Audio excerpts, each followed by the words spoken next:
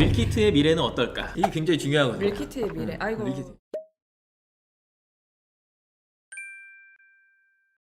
이 밀키트라는 키워드를 가지고 이렇게 G마켓과 옥션에서 이제 검색을 하신 다음에 주목할 만한 상품이에요 영역을 보시고요. 자, 이 주목할 만한 상품이에요 영역에서 스마일 배송을 제외한 1등 판매자, 그 다음에 2등 판매자, 3등, 4등, 5등 판매자까지 카테고리를 하나씩 봐주시는 거예요. 그걸 제가 이제 미리 좀 해놨어요. 1위 판매자, 2위 판매자, 3, 4, 5위 했더니 카테고리가 가공식품, 냉동 간편조리식품, 쿠킹박스 로 이제 카테고리가 됐고요. 옥션 같은 경우에도 마찬가지로 이제 밀키트라고 키워드 검색했을 때 주목할 만한 상품이에요 이제 판매자의 카테고리를 들어가서 1등 판매자, 2등 판매자, 3등, 4등, 5등 판매자의 카테고리를 보니까요. 다 이 쿠킹박스라는 곳으로 카테고리가 되었다라고 보시면 되겠습니다. 그래서 밀키트라는 이 상품을 판매하실 때는 그냥 가공식품에 냉동 간편 조리식품 그리고 쿠킹박스라는 카테고리를 그냥 바로 설정을 해주시면 되세요.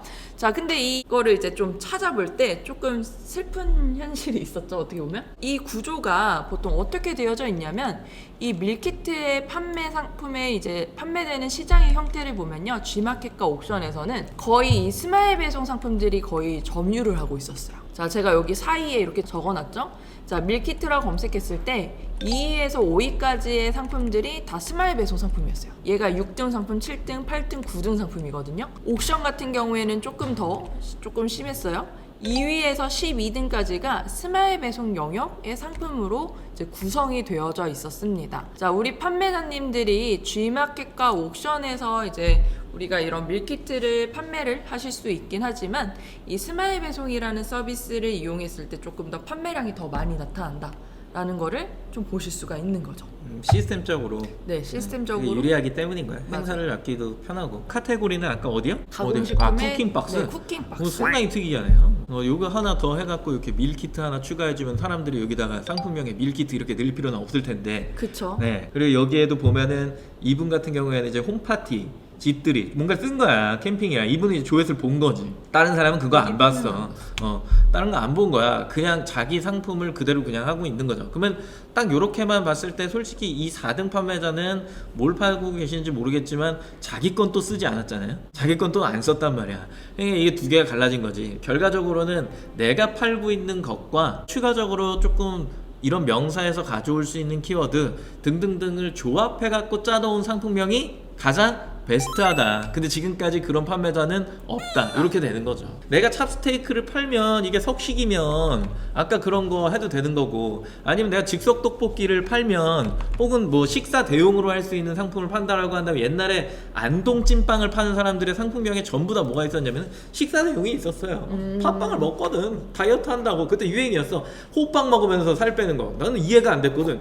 호빵을 5개를 먹으면서 뭔 살을 빼? 말이 안 되잖아. 네. 근데 5개를 먹으면서 있었어. 호빵 다이어트. 그러다 보니까 사람들이 거기다가 식사 대용을 막 썼었어요. 네.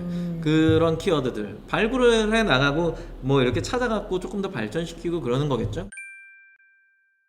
밀키트의 미래는 어떨까? 이게 굉장히 중요하거든요. 밀키트의 미래. 아이고. 밀키트. 이게 오래가는 상품일까? 왜 그러냐면 이런 질문을 부연 설명을 해드려야 되니까. 저는 이 밀키트라는 상품이 캠핑의 발전이 없었다면, 결국에는 캠핑이 발전한 이유는 코로나죠. 제한. 우리나라에 어떤 제한 뭐 이런 것들이 있었기 때문에 캠핑이 굉장히 이제 발전을 하면서 이렇게 올라가던 캠핑이 갑자기 완전 뭐 팍 하고 위로 올라간 거잖아요. 그렇다라고 한다면 거기에 이제 발맞춰 사실 저는 밀키트 같이 성장했다고 보는 거예요. 근데 사람들 전망은 뭐라고 이야기하냐면 코로나가 종식이 돼도 캠핑은 지속적으로 이 규모를 유지할 거다라고 얘기하는 사람들이 이제 있고, 그럼 물어보자. 야, 밀키트는? 이렇게 얘기하면 이제 사람들이 뭐라고 하냐면 이 밀키트는 종식과 함께 사라질 확률이 굉장히 높다. 뭐 이런 얘기들을 많이 한단 말이야. 혹자는 아니야, 그럴 리가 없어, 계속 갈 거야, 뭐 이런 얘기들을 많이 하거든요. 그래서 밀키트의 전망은 어떨까? 밀키트는 그거야. 예를 들어서 지금 뭐 네이버에도 있을 건데, 공항 칼국수 아세요 혹시? 그 김포공항 앞에 있는 그 공항 칼국수 집이 지금 확장하면서 뭔가 좀 약간 맛이 좀 변하긴 했는데, 저걸 저런 식으로 하니까 구매수가 31,000이야. 원래 이게 없었던 게 아니라 원래 GS에서 뭘 했었냐면 미민의 홍대 떡볶이 유명하죠. 그 프랜차이즈잖아요. 거기 있는 소스랑 이런 거를 따와다가 어떤 사람이 밀키트화 시켜갖고 그걸 팔았어. GS 홈쇼핑이 아니라 데이터 방송에 엄청나게 나간 거야. 말도 안 되는 숫자가 막 10만 개씩 나가는 거야. 그러니까 이거 괜찮은데? 라고 하니까 이제 GS에서 뭘 하기 시작하냐면 프랜차이즈에 있는 상품들을 가져와서 이거를 이제 반조류를 만들어서 제휴를 맺으면 우리가 데이터 방송을 내주겠다. 이게 원래 그게 있었어. 그걸 이제 CJ가 따라하고 그다음에 제가 그걸 보고서 했던 게 소스라니까 망했잖아. 아무튼 그렇게 해가지고 활성화됐던 게 있었는데 그게 갑자기 확 죽었거든요. 확 죽었단 말이야.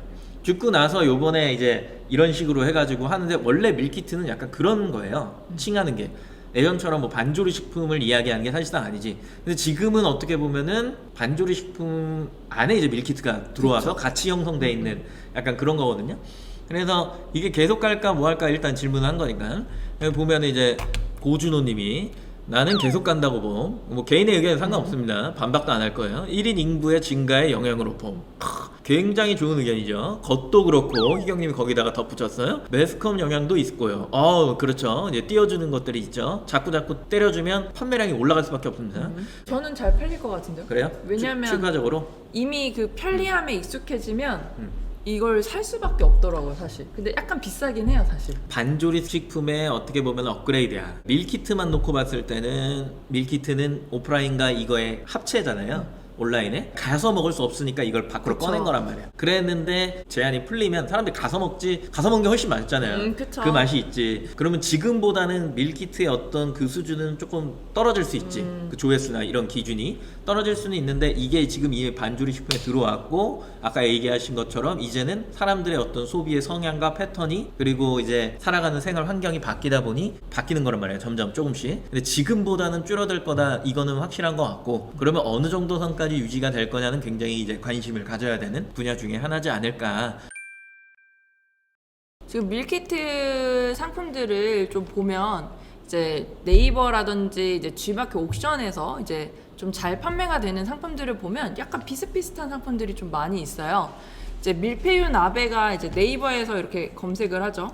여기서부터 이제 우리 보는 거죠. 이제 상위 이제 판매자들을 좀 보면 상품의 구성들이 조금 이제 비슷비슷해요. 밀푀유 나베라든지 스테이크 이런 상품들이 많고요. 그다음에 뭐 감바스 그리고 뭐 누룽지탕 막 이런 식으로 되어져 있는데 이 상품들을 보면 조금 상품의 선호도들이 조금 보여지게 돼요. 보통 이제 저녁 음식들이 많다든지 아니면 방금 전에 제가 보여드렸던 요 상품명을 잠깐 보면요. 다 2인분이라고 써 있어요. 보통 1인분은 돈이 안 돼. 그쵸 1인분은 아. 돈이 안 되고요. 패킹비 때문에. 그쵸 1인분은 괜히 좀 비싸게 느껴질 수도 있고 특히 그리고 그 배송료나 이런 것들이 한계가 와요. 보통 엄마들 세대보다는 저희 나이 또래 세대들이 이제 좀 요리하기 원래. 귀찮으니까 그냥 밀키트로 많이 사 먹거든요.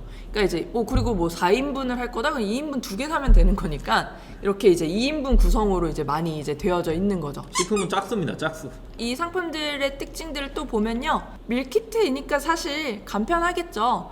거의 다 이 뭐 네이버에서 쇼핑 더보기로 보면요. 몇 분 이내 조리되는지도 사실 보이거든요. 여기 보면. 근데 거의 대부분 이제 중요하지. 10분, 15분 이내 이런 이제 조리 시간들도 우리가 이제 좀 볼 수가 있고 뭐 여기에서 조리 방법이 뭐 어떻게 되어져 있는지 뭐 이런 것들도 이제 다 되어져 있는 거라고 보시면 되겠습니다. 보통 초점이 뭐 간식, 석식, 술안주 세 개로 뭉치는 것 같아요. 그쵸. 아침은 거의 없어요. 아침이나 점심은 좀 별로 없는 거. 아침은 뭐 파시는 분들은 뭐 식빵 검색해서 하지 않을까요? 아침 먹잖아요. 안 먹는 분들도 네. 많고 사실 간단하게 먹고 뭐 이런 경우가 많기 때문에 아침보다는 이렇게 저녁, 야식 이런 쪽으로 우리가 만약에 물건을 판매한다면 이런 선호도를 볼 수가 있겠죠.